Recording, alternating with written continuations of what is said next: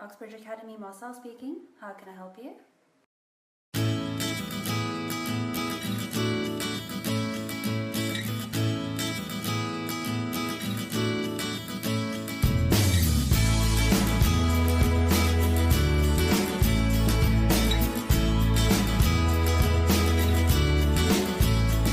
Welcome to today's episode. Today we have Marcélle de Kock here with us in the studio. Marcélle is the personal assistant to our managing director here at Oxbridge Academy. So Marcélle is also here to share her thoughts on what it's like to work as a personal assistant and will tell us a little bit more about her job and what she enjoys about it. So welcome, Marcélle. Thank you. Okay, so Marcélle, how did you become a personal assistant? I studied event management before switching careers to being PA. I then went to Boulogne College to study their business management assistant course and immediately got an internship at Oxbridge Academy. And then about a year and a half later, I was appointed as our director's personal assistant. Sure, wow.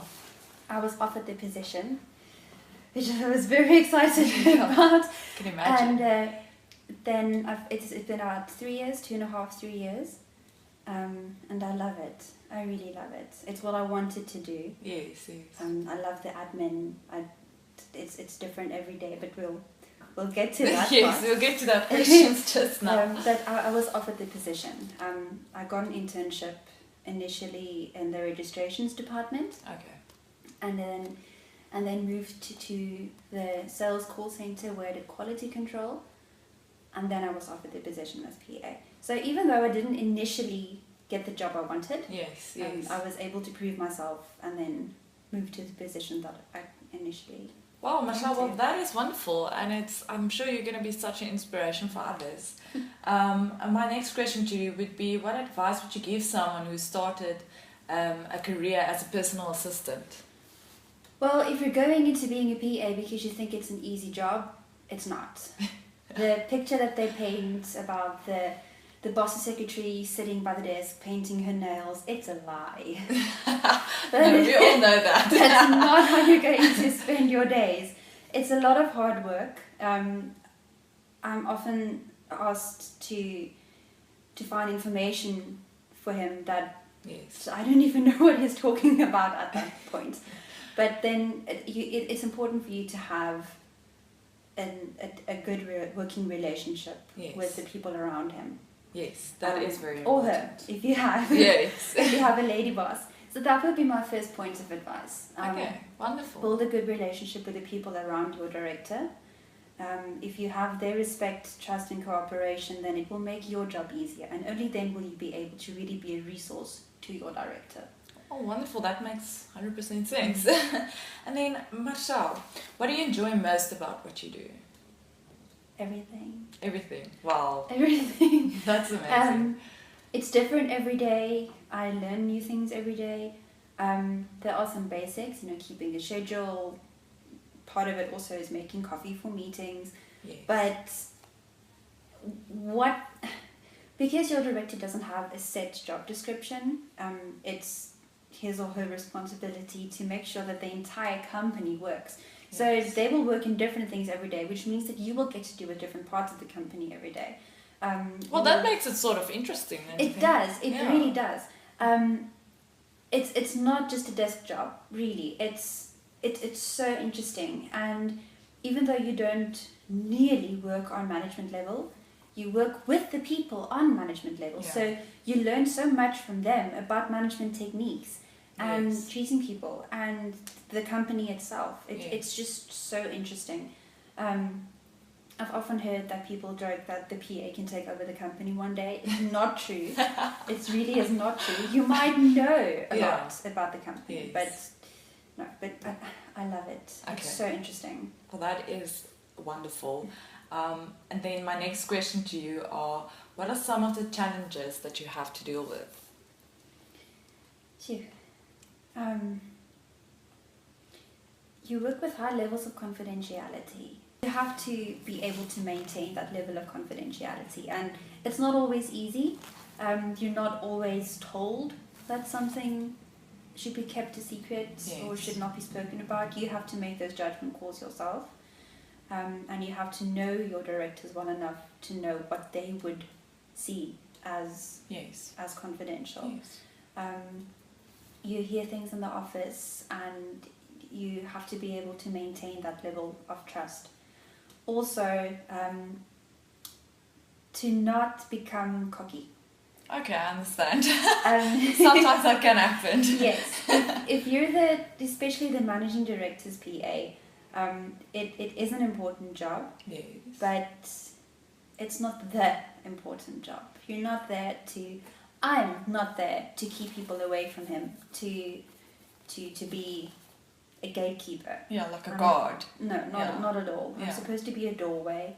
Okay. So yes, there's a certain level of filter that goes into it. You can't just, anyone that walks in and says, I want to see Barnett now. No. You can't. He has a schedule. I'm sorry. You can send me an email and we can talk about it. Yes, exactly. So it's, and I've seen it a lot and heard it a lot, that PAs become cocky. Okay. And it's don't. Well, there you have it, guys. Don't get cocky. And then, Marcélle, what do you need? What skills do you need in this role, and how can you develop these skills? Is it something that you learn, or is it something that you learn along the way? There's a certain personality type that goes with being a PA, and that you can't learn. Yeah, that's so true. not at all. You have to be a trustworthy person, to be a calm person. You can get excited in your personal life, but at work you have to remain professional, even when maintaining those friendly relationships with the people around your director. So to a certain point, your personality plays a big role. But then, computer skills. Okay, that's a good one. Really, computer skills.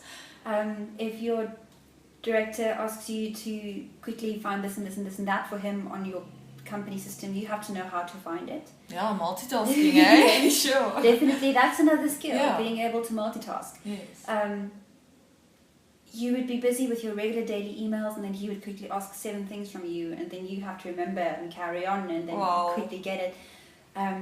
Also, interpersonal relationship skills. Yeah. It's a big word, but maintaining relationships. Yes. You have to find the balance between being professional and being a human being. Yes, I understand. You're not a computer robot. Yes. You're a person dealing with other people. Yes, and you also have feelings. You have feelings, and so do they. So if he says, I'm sorry, please cancel my meetings for the rest of the day, then you have to be able to carry that over to the people he was going to speak with, because it's important for them to meet with him, but he's not able to at that time. So you can't say, I'm sorry, your meeting's not important for today. No.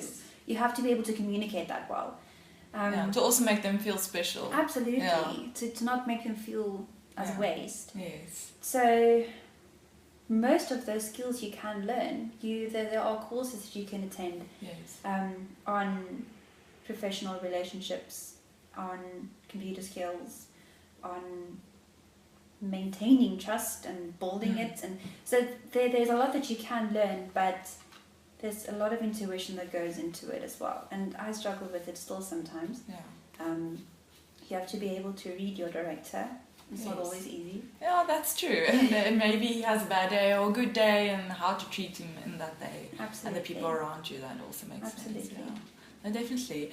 Okay, well, Marcélle, thank you so much for joining us today. We're very excited to share this news and what you've shared with us today with our audience and also our students, and make them believe that if this is their dream and this is what they want to study, that they can go forward and do it with confidence, and take your knowledge and your experience with that. That would be fantastic. I'm just phoning you with the